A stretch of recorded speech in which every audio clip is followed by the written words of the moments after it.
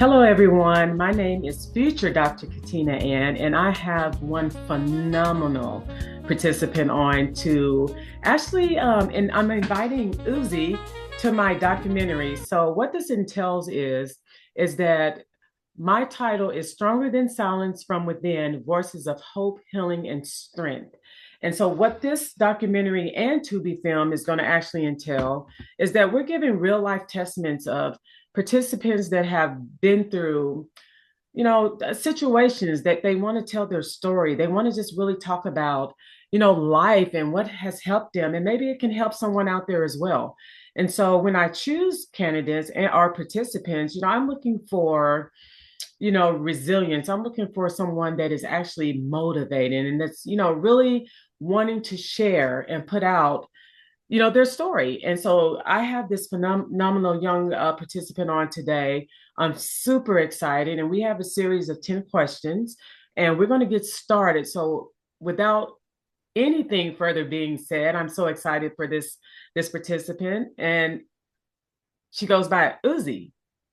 So Yeah. thank you for being on the actual interview, which we will do a snippet for Zoom and YouTube and all those things. But the full interview will not be on display because it's part of our documentary and our film. So we'll have snippets that, she's going to share some amazing things. I'll have some short segments in there of her life and her story, and we're going to get started. So, Uzi, thank you for being on the show. So the first question is, tell me a little bit about yourself. Tell the audience about yourself. So my name is Uzi. I'm 23 years old. I'm from the Midwest. I'm a mental health advocate and anti-bullying advocate. I just got my bachelor's in communication and history. I currently live in the Midwest, but I'm hoping to live on the East Coast someday. And I've been in this type of advocacy zone for about like 5 years, 6 years. I lost count. I have counting up to five. All right, perfect, perfect.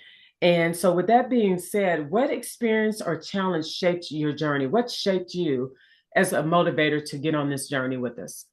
I think it was the part that I was getting bullied when I was young because I used to have a lot of hair on my face because I had PCOS, and at that young age, people don't tend to talk about it because it's like people don't understand like PCOS makes you have extra hair growth, so then you have hair where you don't want hair. So I think that, and then being bullied because people didn't because I was South Asian. Plus, I had a lot of hair. Plus, I looked different than everybody else because I went to school where it was me and maybe two other of my classmates that were South Asian that like understood like why I looked the way I looked. And I always was by myself. I always like when I was younger, I was like, why do I sit at lunch by myself? Why do I play by myself? Why do I always do everything by myself?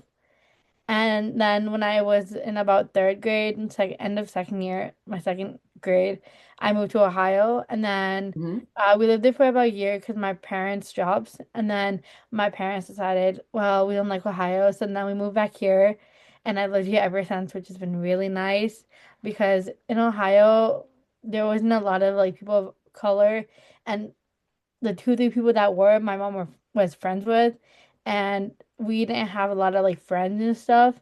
Like if I compare it to when I lived there and when I lived here, I have way more friends here than I did in Ohio. And as like when I was younger, I didn't understand like why I don't have a lot of friends. Yeah. And I was like, why don't we have a lot of friends in Ohio? We had like two, and I was like, even though I was winning tons of awards like in school, I didn't have friends, and the friends I did have were not really friends because I knew them for like maybe 5 months. And here we had tons of friends, and I'm like, okay, my parents like community. Where are we finding that community?